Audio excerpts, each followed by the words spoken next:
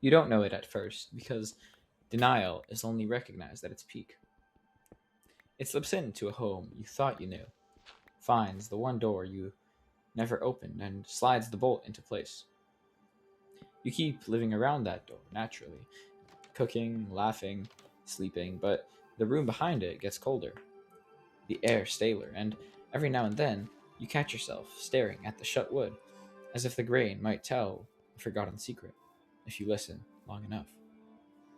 Eventually, though, you should get curious about that door. You begin to notice it in small and meaningless ways, like the morning coffee you have every day tastes the exact same, but you don't remember the last time it actually felt warm on your palms. You stand with a jacket in your hands, fingers on the zipper, but then decide against wearing it and set it down and fold it in a way that you've never seen it folded before. There's a sweater you wore once that smells like someone distant now, and instead of putting it on, it lies folded neatly in the drawer, collecting dust for ages. You move through these daily rituals like a ghost rehearsing being human. Your emotions are perfect, but the meaning is missing. True denial is really not as it's painted to be. It's the way your mouth keeps retelling the same story, as if repetition will twist the sharp edges back into place. You say names like they're verbs, present tense, even though the grammar feels wrong in your throat. Sometimes you tell the story out loud because it sounds less heavy when said plainly. Other times, you laugh at the part that used to hurt, just because laughing is easier than the alternative, which is staring at the empty chair in a full room and suddenly losing sight of everyone else. There are moments that are different, something gone unnoticed until now. A song you knew swaps a minor chord into a major, and for a second, everything feels weird. It's a feeling you don't really understand at first, but it feels off nonetheless. Walking past the same place for the thousandth time feels slower, as if the gravel path has gotten longer in the moments you were gone.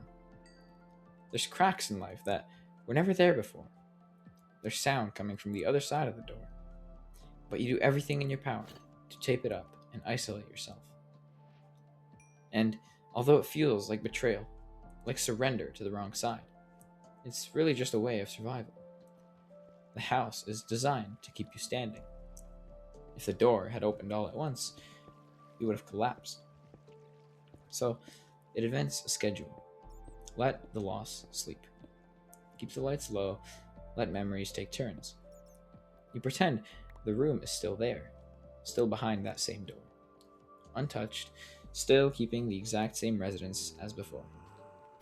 You create this sort of mental map that labels grief as a do later box. You tell yourself later is practical, later is patient, later is kind.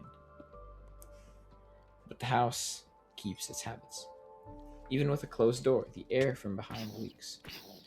Forgetting isn't actually a straight line. Moving on isn't as simple as closing that door and sitting, arms folded, head down at the other side, key in hand.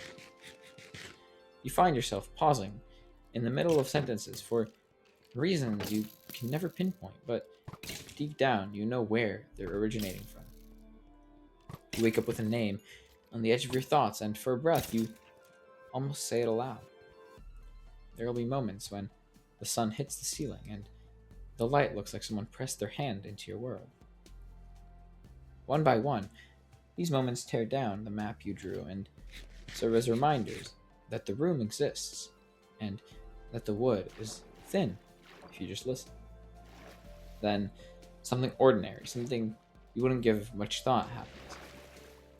Maybe it's a coffee shop bell, a song lyric, the smell of rain on hot pavement. It scrapes at the bolt and makes it rattle. Your body clenches so hard that your palms begin to sweat. You slow down, take the jacket from the hanger, and rub your thumb along the zipper, like checking that everything is still the same. But it's not.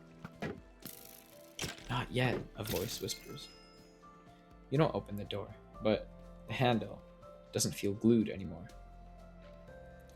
And hope Hope in denial feels almost paranoid. The single phone call you make because you don't want to let go, don't want to be a stranger to someone you used to love. The photograph you take not to memorialize, but because you want to show the world you were here. The way you let yourself feel absurd for crying over just a line in a film, and then don't apologize for it. There will come a day when that door opens. It'll flood the house, and air you forgot ever existed will fill your lungs, and the first breath after a long hold will be sharp enough to make you swear. Your hands will tremble without permission, the jacket's zipper will turn into a blade, and you'll drop in front of the hanger, unsure of what to do next. Through sobs, you'll smile, because you'll finally know how to be honest. You'll lie in the middle of a dead street, surrounded by rain and the sound of both yours and nature's tears flooding the drains. You'll tell a story, and the name that used to be a ghost behind you will sit beside you. Small things become holy. The coffee will warm your palms again. Rain won't feel like hail. The jacket's inside won't pierce your skin when you wear it. Everything will cut and everything will glow. You will be raw. You will be ridiculous and small and enormous all at once. You'll bleed from places you thought were healed, but the cuts catch light. The shards in your pocket glitter like proof. You're not whole, not fixed, not like before, but you will be alive. And that is its own kind of miracle.